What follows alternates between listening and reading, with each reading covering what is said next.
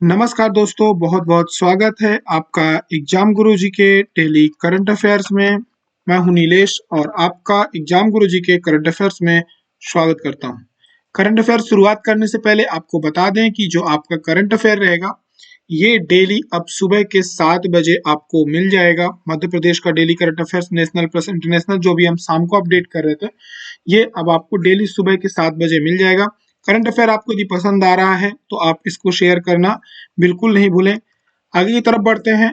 आपको बता दें कि यदि आप एमपीपीएससी प्री की तैयारी कर रहे हैं या मेंस की तैयारी कर रहे हैं, 2022 को टारगेट लेकर के कर रहे हैं, तो मुख्य परीक्षा के नोट्स एग्जाम गुरुजी के प्लेटफॉर्म पे उपलब्ध है।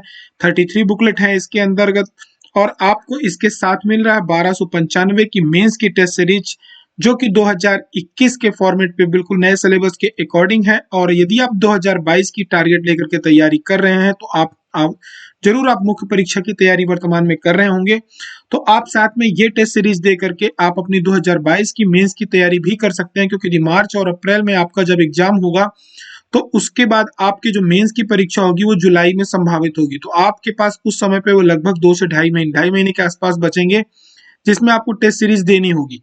तो आप साथ साथ मेरा ये सुझाव है, आप यदि नहीं भी ज्वाइन करते यहाँ पर, आप कहीं भी करते हैं, तो आप दो जो जहां जिन भी संस्थानों में 2021 की टेस्ट सीरीज चल रही है और जिनका टारगेट 2022 है, उन्हें ये टेस्ट सीरीज जरूर ज्वाइन करनी चाहिए, क्योंकि ये एक अच्छा अवसर है कि आपके पास एक पिछले साल की ऐसी टेस्ट सीरीज है जो कि आपके अगले एग्जाम में काम आने वाली है।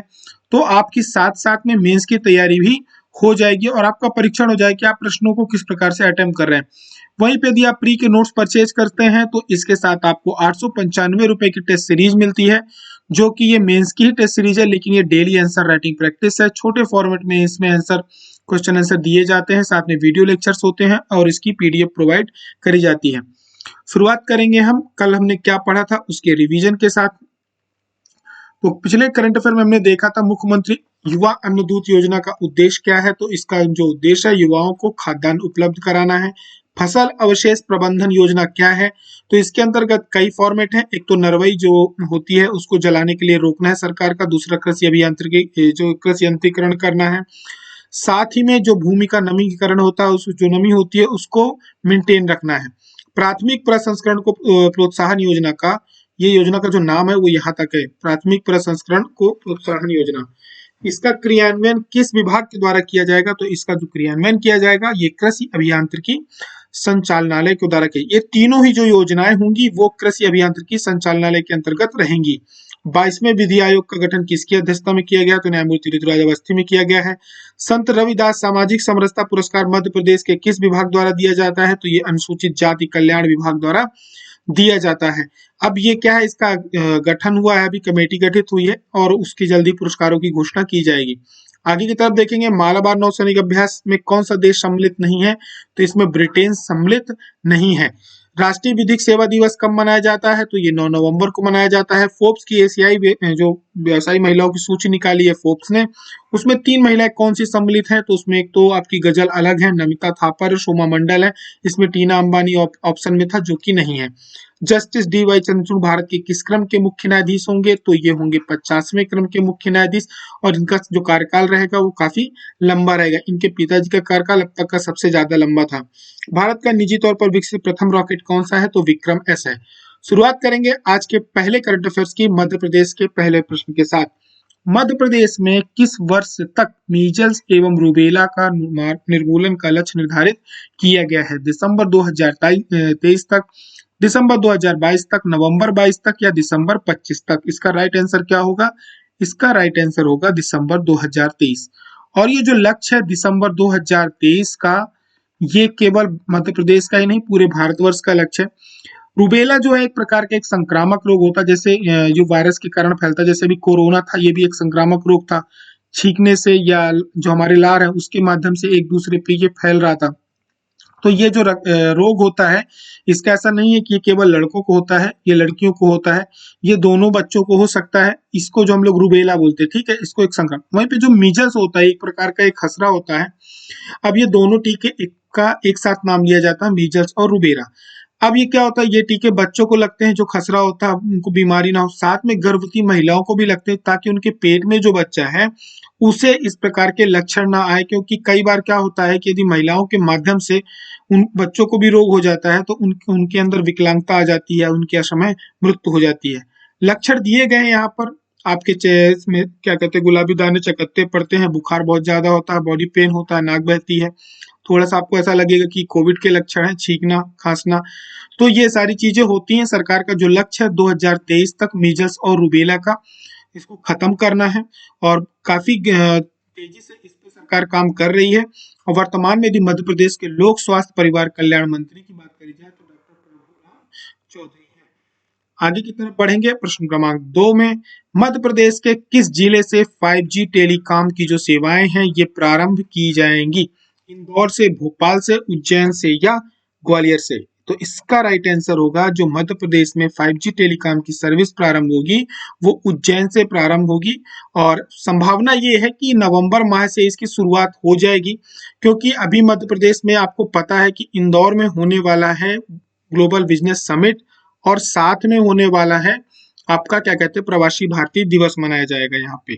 ठीक है, तो अब इन सब चीजों में क्या होगा कि बहुत सारे जो एनआरआईज हैं और जो क्या कहते हैं बिजनेसमैन हैं वो मध्य प्रदेश में आएंगे। तो 5G टेलीकॉम सरकार पूरी कोशिश कर रही है कि इसकी शुरुआत करे, और इसकी जो शुरुआत होगी ये श्री महाकाल लोक से होगी। मैं आपको लगातार कह रहा हूं कि उज्जैन जो है काफी ज्यादा खबरों में बना रहेगा। बहुत सारे क्वेश्चंस इस बार के पिछले 3 से 4 महीनों के अंदर ही तैयार हो गए हैं जो कि उज्जैन से रिलेटेड हैं। तो महाकाल लोक से इसकी शुरुआत होगी। ये घोषणा करी है मुख्यमंत्री ने अभी, जो इनके बिजनेस समिट के लिए वो लगभग दिल्ली, मुंबई और जो मेन हमारे यहाँ के जो शहर है, मेट्रो सिटीज है, वहां पर बिजनेसमैन को क्या कर रहे हैं, वो उनके साथ बातचीत चल रही है, छोटे छोटे प्रोग्राम ऑर्गेनाइज कर रहे हैं, तो उन्हें यहाँ पर आकर्षित करने के लिए लाया जा रहा है। तो वहां पर उन्होंने घोषणा करी कि हम इसकी जो शुरुआत करेंगे वो उज्जैन में महाकाल लोक से करेंगे।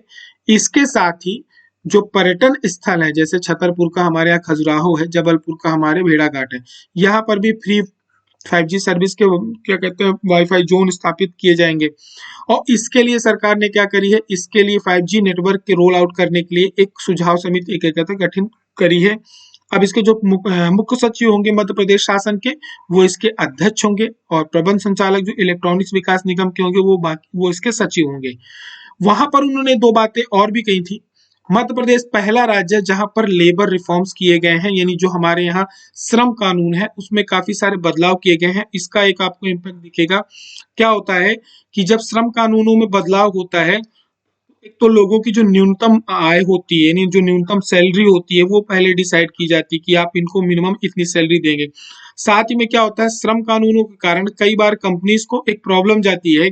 जैसे इंदौर में पहले नाइट वर्किंग कल्चर नहीं था, तो अब उसके लिए परमिशन दी गई है, क्योंकि लड़कियां भी रात्रि में यदि काम करना चाहती हैं तो वो कर सकती हैं, 3 शिफ्टों में 8-8 घंटे की जो भी होती है उस पर काम कर सकती। तो ऐसे ही कुछ बदलाव किए गए हैं और इसकी शुरुआत इंदौर से ही की गई।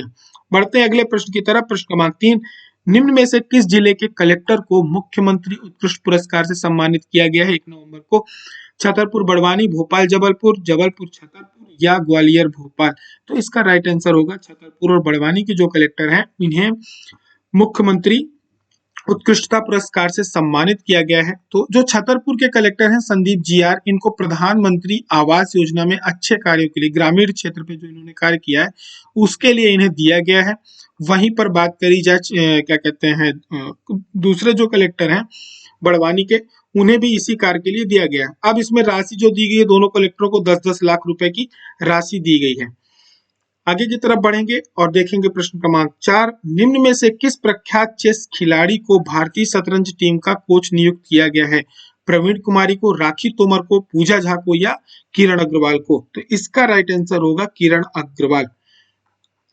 क्यों है ये क्वेश्चन शामिल? वैसे ये जो रहने वाली है मूलतः वो छत्तीसगढ़ की रहने वाली हैं, लेकिन इन्हें क्या हुआ था 1986 में इन्हें विक्रम अवार्ड से नवाजा गया था। उस समय ये मध्य प्रदेश के लिए क्या कहते हैं मध्य प्रदेश की निवासी थी। अब इन्हें क्या किया गया है, इन्हें जो हमारे यहाँ का भारतीय शतरंज महासंघ है उन्होंने इन्हें अंतरराष्ट्रीय शतरंज खिलाड़ी किरण अग्रवाल को भारतीय शतरंज टीम का कोच नियुक्त किया है। इसके पहले भी ये भारतीय शतरंज टीम की कोच थी, लेकिन अभी इनके साथ में प्रवीण थिप्से और वी रविचंद्रन को और प्रसन्नजीत को, इनको भी टीम कोच बनाया गया है। आगे की तरफ बढ़ेंगे, देखेंगे प्रश्न क्रमांक 5, वर्ष 2022 का राज्य स्तरीय जनजाति गौरव दिवस का जो आयोजन होने वाला है वह किस जिले में किया जाएगा? इंदौर में, शहडोल में, जबलपुर में या बालाघाट में? तो इसका राइट आंसर क्या होगा? इसका राइट आंसर होगा शहडोल। मध्य प्रदेश में जनजाति गौरव दिवस मनाया जाएगा 15 नवंबर को और इसका आयोजन शहडोल में होगा। और वर्तमान में जो अभी जानकारी आ रही है वो ये कि जो भारत की राष्ट्रपति हैं श्रीमती मुर्मू वो भी यहाँ पर आएंगी, इस कार्यक्रम में सम्मिलित होंगी। बाकी की डिटेल्स जब गवर्नमेंट की तरफ से, सरकार की तरफ से कंफर्म कर दिया जाएगा पूरी तरह से, तो हम उस पर और बात करेंगे। 15 नवंबर को राज्य स्तरीय जो कार्यक्रम होने वाला है जनजाति गौरव दिवस, एक तो ये शहडोल में होगा। इसके साथ साथ हमारे मध्य प्रदेश में नवासी जनजाति बहुल विकास खंड है, यहाँ पर भी ये कार्यक्रम आयोजित किए जाएंगे इससे संबंधित। ठीक है, इसके अलावा जो आदिवासी समुदाय होंगे उनको कुछ सम्मान भी सरकार शुरू करने वाली है, वो भी दिया जाएगा। 15 नवंबर को बिरसा मुंडा, जो भगवान बिरसा मुंडा है, इनकी जयंती के अवसर पर जो पूरे भारत में जनजातीय गौरव दिवस मनाया जाता है। अब इसका जो आयोजन होगा पूरे भारत में होगा, लेकिन जो झारखंड हो गया, छत्तीसगढ़ हो गया, मध्य प्रदेश हो गया, जो जनजातीय हमारे राज्य हैं विशेषकर, वहां पर इसको ज्यादा फोकस किया जाएगा। बात करी जाए बिरसा मुंडा की, तो इनका जो जन्म हुआ था ये 15 नवंबर 1875 में हुआ था झारखंड में। ये मुंडा जनजाति से संबंधित थे और इन्हें क्या है कि उस समय पे जो 19वीं सदी पे जब झारखंड बिहार ये एक ही राज्य थे, ठीक है, पश्चिम बंगाल भी उसमें आता था, तो वहां पर इन्होंने ब्रिटिश शासन के खिलाफ एक बहुत बड़े आंदोलन का नेतृत्व किया था और उसमें उन्होंने आदिवासी धार्मिक सहस्त्राब्दी आंदोलन का नेतृत्व किया था, जिसका नाम क्या था? भारतीय आदिवासी धार्मिक सहस्त्राब्दी आंदोलन। एक छोटी सी नई जानकारी मैं आपको यहाँ पर और दूंगा, इन्होंने बिरसाइत धर्म की स्थापना करी थी 1895 में। यदि आपसे ये प्रश्न टकरा जाए कभी कि बिरसाइत धर्म की स्थापना किसने करी थी, तो 1895 में भगवान बिरसा मुंडा के द्वारा की गई थी। अब इसमें इनके कुछ नियम थे। इसमें नियम तो ये था, एक तो मांस, मदिरा और नशे का किसी प्रकार का सेवन नहीं करना है। प्रकृति से मुख्यतः ये जो धर्म था ये पूरी तरह से प्रकृति पर केंद्रित था। हमें भी पता है कि जो जनजाति हमारे समुदाय होते हैं ये पूरी तरह से प्रकृति पे बहुत प्रेमी होते हैं। इनके पर्व त्योहार सब कुछ प्रकृति से जुड़े हुए थे, भोजन भी इनका प्रकृति से जुड़ा हुआ होता है। ये प्रकृति को साथ में लेकर के चलते हैं। तो इनका ज्यादातर जो प्रयोग होते थे, फूल पत्ती दातून तोड़ना वर्जित था। ये जनेऊ भी पहनते थे। तो इन्होंने बिरसाइत धर्म की स्थापना करी थी। वर्तमान में जनजाति कार्य मंत्री मध्य प्रदेश की कौन है? तो सुश्री मीना सिंह है। आगे की तरफ बढ़ेंगे और शुरू करेंगे राष्ट्रीय और अंतरराष्ट्रीय करंट अफेयर। निम्न में से किस देश की पुरुष क्रिकेट टीम ने दूसरी बार आईसीसी टी20 का पुरुष विश्व कप जीता है? इंग्लैंड ने, भारत ने, पाकिस्तान ने या साउथ अफ्रीका ने? तो इसका राइट आंसर क्या होगा? इंग्लैंड होगा। इंग्लैंड ने दूसरी बार ये टी20 वर्ल्ड कप का फॉर्मेट जीता है। भारत पहले ही बाहर हो गया था। 2007 में भारत इसमें जीता था। पाकिस्तान फाइनल में था। अब इसका जो आयोजन हुआ था टी20 वर्ल्ड कप के फाइनल का, तो हमें याद रखना मेलबर्न क्रिकेट स्टेडियम में हुआ था, भारत और पाकिस्तान के बीच में। आईसीसी का इसका जो विश्व चैंपियन इंग्लैंड, इसके पहले 2019 में भी ये कप जीत चुकी थी। ठीक है,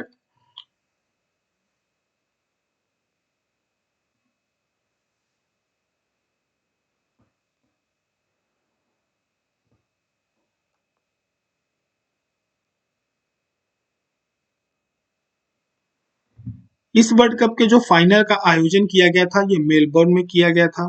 ठीक है, ये चीज हमें याद रखनी है, याद रहेगी। साथ में ये पाकिस्तान और इंग्लैंड के बीच में ये फाइनल हुआ था। इसके पहले जो वर्तमान में इंग्लैंड टीम है, ये जो हमारे यहाँ का ओडीआई का 50 ओवर का मैच होता है, उसकी विश्व चैंपियनशिप 2019 की भी ये विजेता है और साथ में 2010 में भी इसने आईसीसी की टी20 का पुरुष कप जीता था। अब ये पहली बार है ऐसा इतिहास में कि एक ही पुरुष क्रिकेट टीम 50 ओवर और 20 ओवर दोनों की विश्व कप विजेता है। वर्तमान में जो है 2019 वाली भी इनने जीत रखी है और जो 20 ओवर वाली है ये भी जीत रखी है, 50 वाली भी जीत रखी है। पाकिस्तान की टीम कैप्टन कौन है? बाबर आजम है। इंग्लैंड टीम के जोस बटलर हैं। साथ में जो फाइनल में सर्वश्रेष्ठ खिलाड़ी बने हुए इंग्लैंड के सैम करन बने हैं। वर्ल्ड कप के भी सर्वश्रेष्ठ खिलाड़ी जो चुना गया है वो सैम करन को चुना गया है। 8वां जो विश्व कप था ये 2022, ये ऑस्ट्रेलिया में आयोजित किया गया था। इसको पहले 2020 में होना था, लेकिन कोविड के कारण इसका जो आयोजन किया गया था 2022 में किया गया। भारत की तरफ से यदि बात करी जाए तो जो विराट कोहली हैं, इन्होंने लगभग 296 रन के साथ टूर्नामेंट में सबसे ज्यादा रन बनाए हैं। वहीं विराट कोहली ने T20 वर्ल्ड कप में श्रीलंका के जो खिलाड़ी महिला जयवर्धन है जो संन्यास ले चुके हैं, इनके रिकॉर्ड भी तोड़ा है।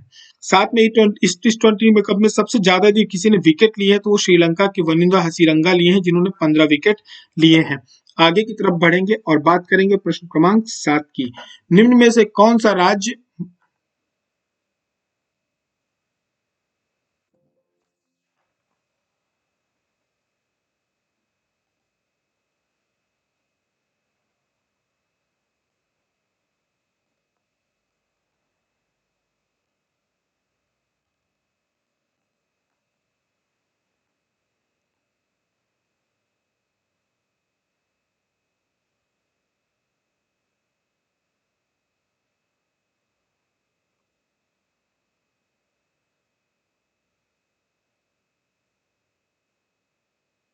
हेलो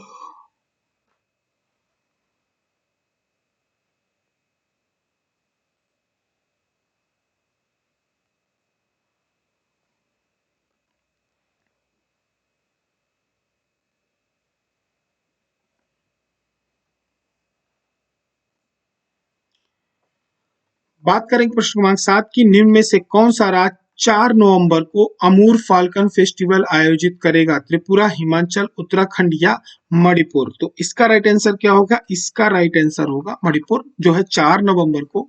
ये याद रखने की जरूरत नहीं है, एक बार 14 नवंबर को होगा। यहाँ पर अमूर फाल्कन फेस्टिवल आयोजित करने वाला है। यहाँ पर वन भूल गया है, याद रखेंगे 14 नवंबर होगा। आगे की तरफ डिटेल देख लेते हैं। ये इसका 7वां संस्करण है। इसकी जो शुरुआत हुई थी 2015 से हुई थी। अमूर फाल्कन है क्या? ये एक तरह का आप ये कह सकते हैं जो हमारे यहाँ गिद्ध होते हैं, बाज होते हैं, उनकी एक प्रजाति, ये छोटे साइज का होता है। लेकिन ये है क्या? ये बाज प्रजाति का है और दुनिया का जो सबसे लंबा यात्रा करने वाला एक छोटा रैप्टर, रैप्टर मतलब यहाँ पर क्या हो जाता है, शिकारी पक्षी है। ठीक है, रैप्टर का अर्थ क्या होता है? शिकार के रूप में अन्य जानवरों या पक्षियों का जो शिकार करता है उसे रैप्टर कहते हैं। जो अमूर्कन होता है ये इसका अमूर होता है। अमूर का मतलब क्या होता है? यहाँ पर अमूर फाल्कन का जो बाज की प्रजाति के पक्षी होते हैं। तो अमूर फाल्कन फेस्टिवल आयोजित किया जाएगा मणिपुर में।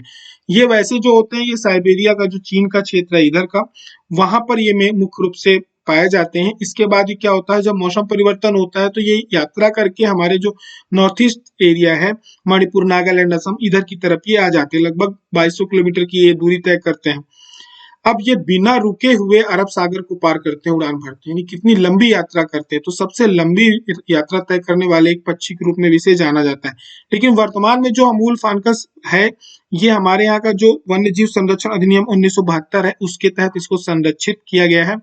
और नागालैंड को दुनिया की फाल्कन राजधानी के रूप में जाना जाता है। ऐसा क्यों है? क्योंकि अक्टूबर नवंबर महीने में क्या होता है कि नागालैंड में जो वोखा जिला है वहां के आसपास में बहुत सारे फाल्कन यहाँ पर रुकते हैं। और एक तरह से आप ये कह सकते हैं कि ये पूरी दुनिया में जितने भी अमूरबाज पक्षी है इनका ये सब यहाँ पर इकट्ठा हो जाते हैं। इनकी संख्या बहुत ज्यादा होती है, इसलिए नागालैंड को फाल्कन राजधानी कहा जाता है। यदि आपसे कभी पूछ लिया जाए कि भारत की फाल्कन राजधानी कौन सी है, तो नागालैंड का हमें नाम याद रखना है।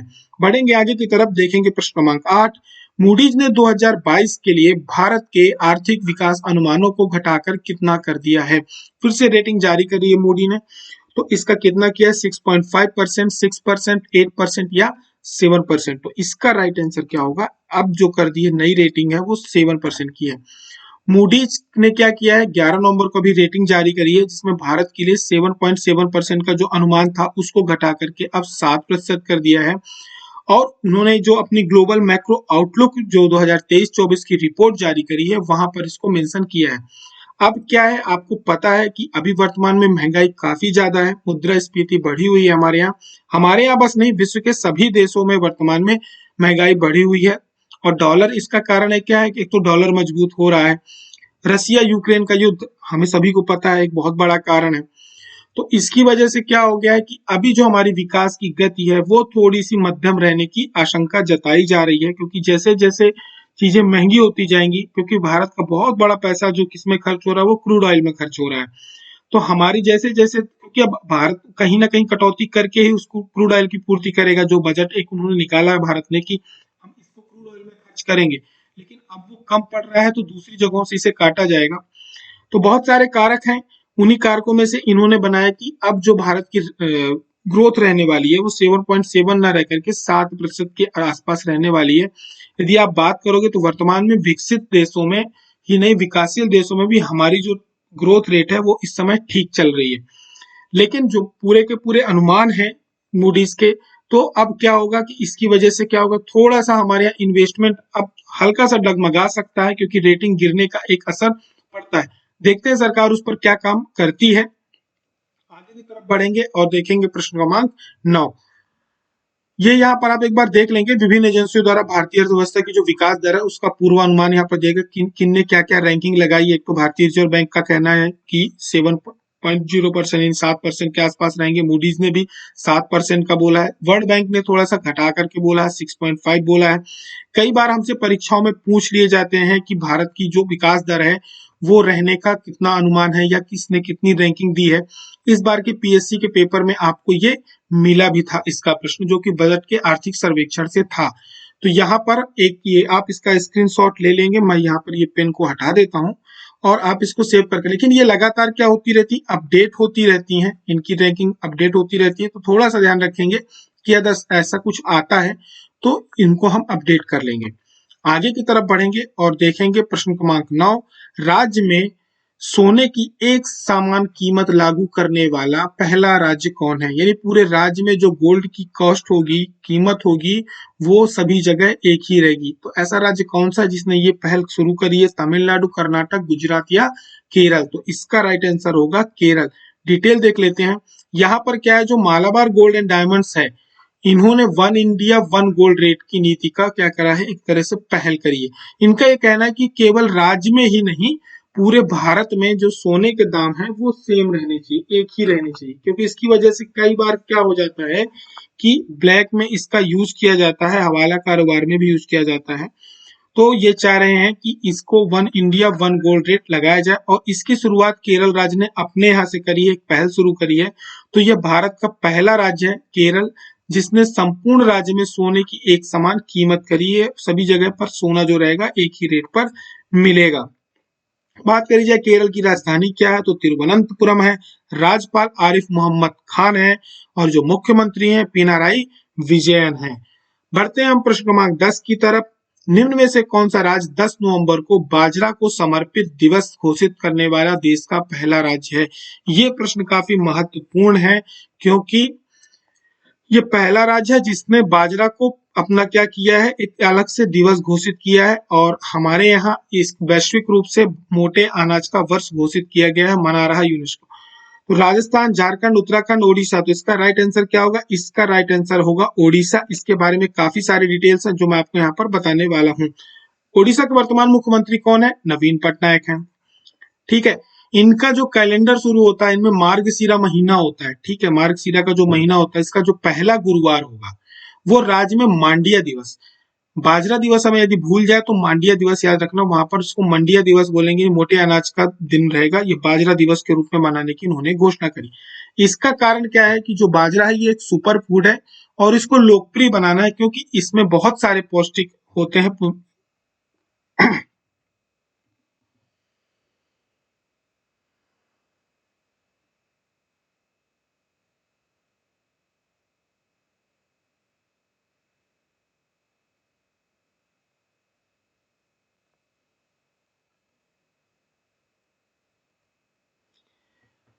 ओडिशा के वर्तमान मुख्यमंत्री कौन है? तो नवीन पटनायक जी हैं। और इनका जो हिंदू, हमारे यहाँ का जो हिंदू कैलेंडर है, तो 10 नवंबर को इन्होंने इसकी शुरुआत करी। अब क्या होता है, जो मार्गशीरा महीना होता है इसका जो पहला गुरुवार रहेगा, इस बार 10 नवंबर को पड़ा है, तो जो पहला गुरुवार रहेगा ये मांडिया दिवस के रूप में मनाया जाएगा। मांडिया दिवस या उसको बाजरा दिवस भी कह सकते हैं।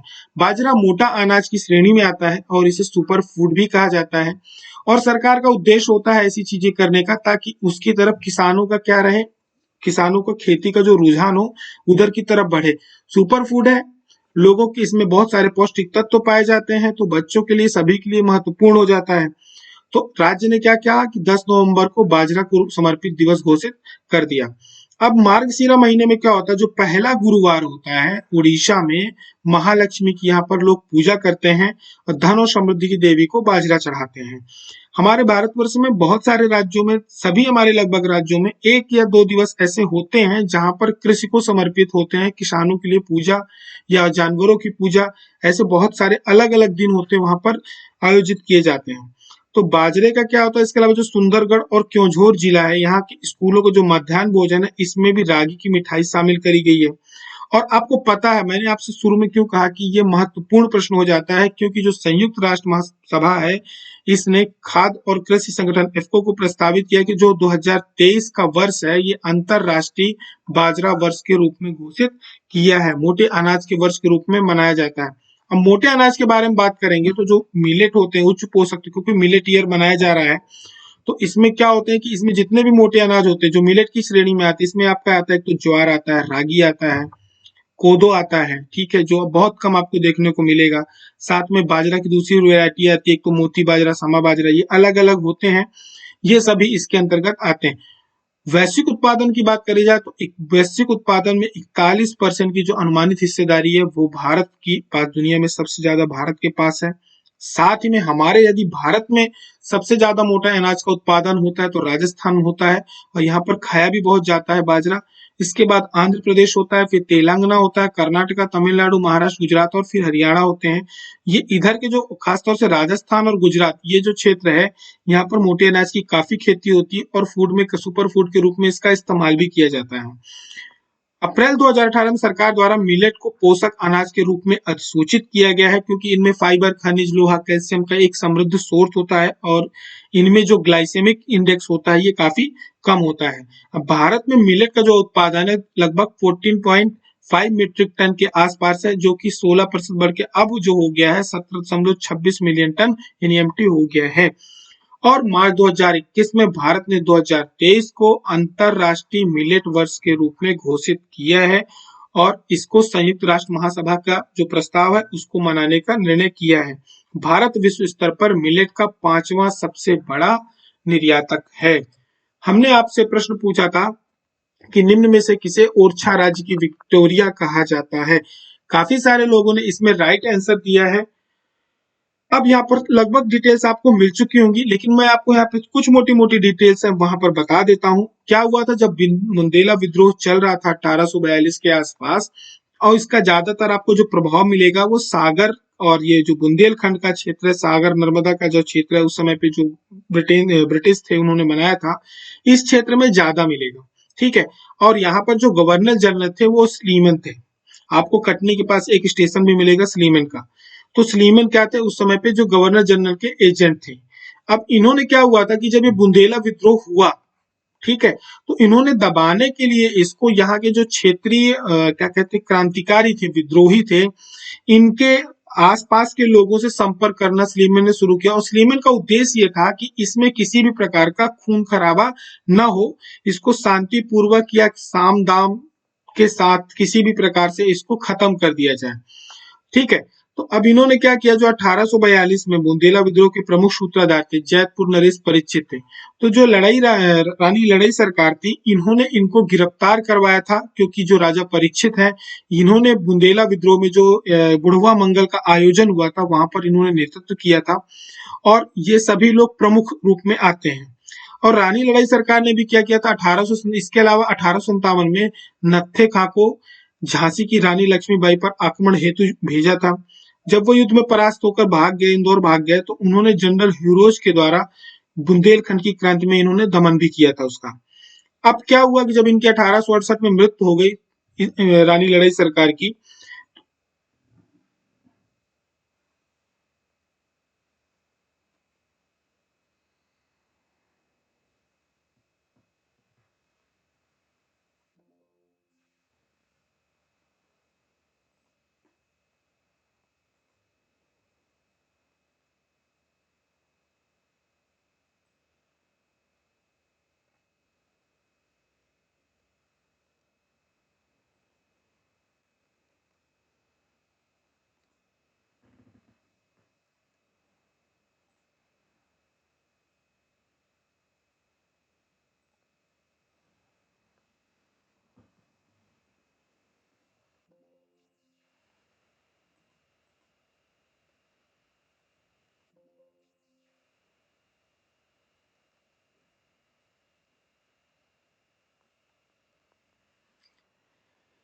हमने आपसे प्रश्न पूछा था बुंदेला विद्रोह के समय किसे ओरछा राज्य की विक्टोरिया कहा जाता है।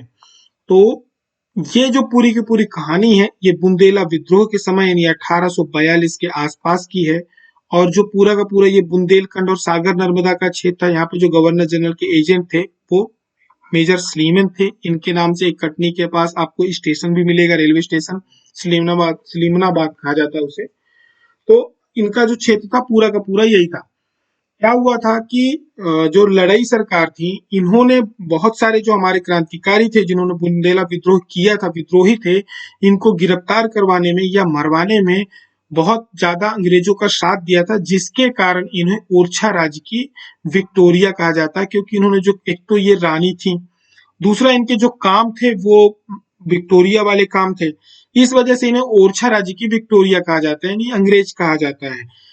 अब इन्होंने काम क्या क्या किए थे, एक तो इन्होंने जो जयपुर के नरेश थे परीक्षित, जो एक तरह से आप ये कहो जो बुढ़वा मंगल के समय जो क्रांतिकारियों की विद्रोहियों की बैठक हुई थी उसमें ये प्रमुख थे, इनको गिरफ्तार करवाया था इन्होंने। और बाद में जब इनकी गिरफ्तारी हुई राजा परीक्षित की, तो इसके बाद इनको कानपुर में ले जा करके बंद करके रखा गया जेल में, जहां पर इनकी मृत्यु भी हो गई थी। उसके अलावा इन्होंने जो नत्थे खा थे उनको रानी लक्ष्मीबाई पे आक्रमण के लिए भेजा था, जहां पर उनकी रोज के साथ मृत्यु भी हो गई थी। तो इन्होंने जो पूरा का पूरा विद्रोह था, बुंदेलखंड विद्रोह था, इसको दमन करने में इन्होंने अंग्रेजों का बहुत साथ दिया था। विशेषकर ये स्लीमन के साथ थी। स्लीमन का उद्देश्य ये था, पहला जो इनका प्राथमिक उद्देश्य था, जब आप इतिहास पढ़ेंगे तो पाएंगे कि स्लीमन बिना, आप बोलते हैं कि लड़ाई झगड़े के, किसी भी प्रकार से इसको भेद के द्वारा, ठीक है, साम दाम दंड को उसमें आप हटा दो, भेद के द्वारा इस आंदोलन को खत्म करना चाहते थे। तो अब उन्होंने लगभग किया भी ऐसा ही था। और ये कई लोग इसमें मिले हुए थे, जिसकी वजह से ये आंदोलन क्या हुआ, ज्यादा समय तक आगे बढ़ नहीं पाया। आज का करंट अफेयर खत्म करने से पहले आप सभी के लिए मैं जो अगले 3 दिन के प्रश्न रहेंगे वो जनजातीय योद्धाओं से संबंधित रहेंगे। तो पहला प्रश्न आपके लिए आज ये रहा, सन 1857 के जनजातीय योद्धा क्रांतिकारी जो है भीमा नायक, क्रांतिकारी भीमा नायक का स्मारक किस जिले में है? खरगोन में, खंडवा में, बड़वानी में या अलीराजपुर में?